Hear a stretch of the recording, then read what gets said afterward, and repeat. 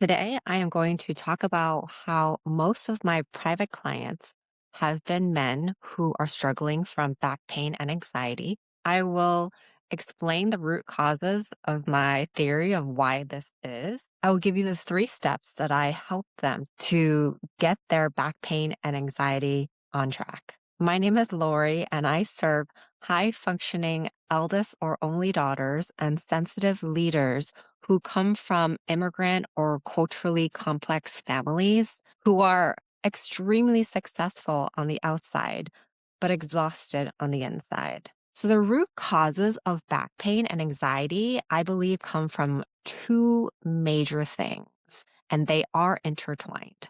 So, the first one is posture. This is not a video where I dive into the human anatomy and we talk about the spine or any of those things, but your posture is connected to your emotions. Think about it like this. So imagine if you're bracing all the time, your spine would be rounded or in a different format than if you were not bracing, relaxed, and standing up straight like a tree, as if you were rooted into the ground and reaching for the skies. So a spine is similar to a trunk of a tree, where if the posture of the tree is curved or leaning, then the roots have to work harder on the part that is actually supposed to root down. Like, for example, if it's leaning this way, we know that this side of the body will be crunched and the other side will be overworked. So that's my analogy with nature because I think it makes so much sense when you think about it like that. And so actually the first one would be the emotions, because if we're leaning, it's because we're used to using one part of the body or we're compensating for something else. And sometimes we just don't know that it's happening. And so when we bring presence into the picture, we bring self awareness, then we're able to correct these habits. And generally, over time, the more awareness we are with how these patterns play out, then we get better. So, yes, the root cause is that there are two things. It is the emotional manifestation of anxiety into the physical, which is usually some kind of spinal issue or musculoskeletal issue that becomes the anxiety in the body, just because in yoga we talk about the layers of the body, and there is a mental, emotional, social layer that manifests into the physical body. And so when we work with yoga therapy, we're looking at all these different layers and how they interact with one another, because just like the human body, all of the systems are interrelated. And so when we have this complex human body, and we have the outside forces, we have the inner environment. The best way to have a non painful life is to ensure harmony in both the mind, body, and spirit. So, how does this relate to the men who have back pain and anxiety?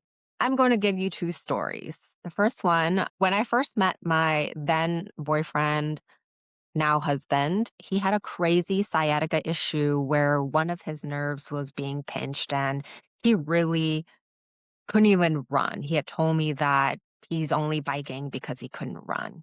We known each other for over 10 years now. And after some yoga therapy and lessons on breathing and all these things that I'm about to tell you of how I was able to help him heal his sciatica, he was able to not just run, but swim and complete a full Ironman in 2022. So he did all of the work, and I am so proud of him. But he was very diligent in working with the concepts that I had presented to him. And I really believe that he was able to not just bring awareness into how his emotional state was affecting his physical state, but he was able to now find more alignment between the two. So, more about that later. And another story is I had a client who is a young father, and he had told me that he believed that aging meant pain, meant that he was supposed to not be able to sit on the floor and play with his kids. He had told me that that was his new normal. But I had told him that actually we create our normal. We create the world that we live in, as in your perception is everything. And this is such a hard thing for I think men to absorb because it's something intuitive that I believe maybe women, at least speaking for myself, I have this intuition that I believe that the world is what you make it. And so when you believe that pain is normal, then you actually perpetuate this vicious cycle. So after working with him for almost 2 years, he was able to actually build a lot of awareness into his own body. And he is now playing with his kids on the floor. And I haven't checked in with him recently, but hopefully I can get him on one of these episodes and he can tell us about his experience and how it's been for him moving forward. I just told you these two stories of two different men with two different goals. And the main thing that I wanted to describe here is that it's meshing the emotional with the physical. And it's not a surprise that in our society, men are conditioned differently than women, right? Like emotions are bad.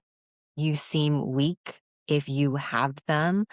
So there is always this push to be productive and competitive.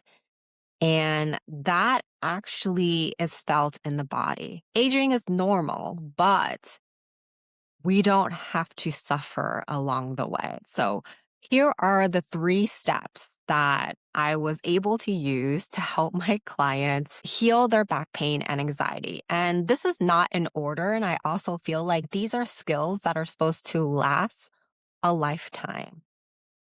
I have been practicing and teaching for over 10 years, and this is going to be the rest of my life. So, you want to see this as more of a practice that you do every day that is never completed.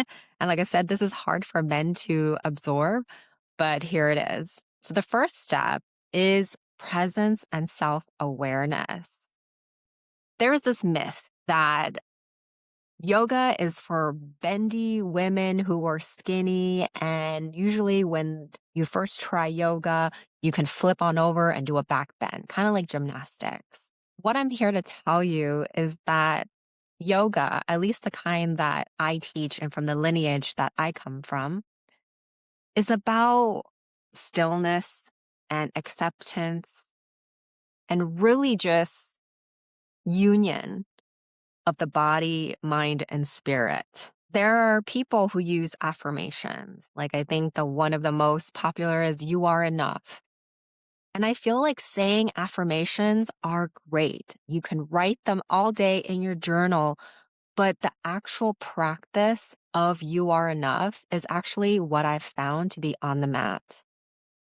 When we are allowing ourselves to breathe, to fully be in stillness with no thoughts, or maybe with thoughts, and by yourself, not needing your phone or something else to fill in the time. When you're actually there, just doing a pose and feeling everything from your toes all the way up into your hips and shoulders, and actually letting the stress go. That is what I'm talking about. And it is easy to talk about because it is a concept. But practice of presence and self awareness takes time. And it is probably, like I'm going to repeat myself, it's one of the most hardest things you can do. But for anyone that wants a beautiful life where they are happy, content, and they are enough, I believe that having a practice of yoga and stillness are really important. So, number two, you have to intentionally set time aside to actually stretch and breathe and make it a priority.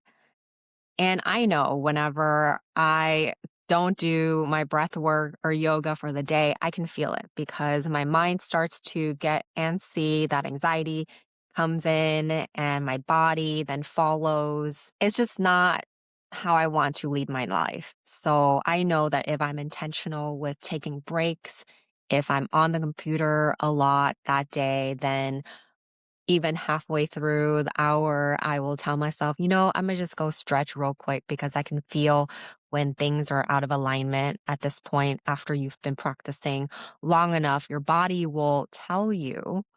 And instead of saying, oh no, like be quiet and dismissing it, you'll actually feel the need and go. And I wanna say number two is actually number one in motion and being able to prioritize rest and knowing that rest is resilience is just, it's such a concept just because social conditioning is just the exact opposite. So, this last one I think is so important. We learn new things every day. We meet new people every day. And because of these interactions with, let's say, people, books, events, movies, anything that touches us, all this outside stimuli actually changes us. And we want that change to be in alignment with what we're already doing, right? We always want to be going towards our North Star. So, this last part is about integration. And again, this is kind of such a broad concept, but think about, say, you're about to get started in pickleball, right? So, how do we build that yoga practice? My method is root to rise. How do we root to rise when you're playing pickleball? Yeah, I know it's such a crazy concept. And it's also like, if you're gonna be an entrepreneur or if you're going to become a new parent, it's like, how do we integrate these concepts of root to rise, of yoga therapy? How do we bring presence into all of these? And this is the practice. I want to say that being the eldest daughter and one of my archetypes is the translator, it comes from being able to read the room, right? When my parents were unhappy, I had to always search for clues for my survival. So nowadays, it's like I'm constantly alert.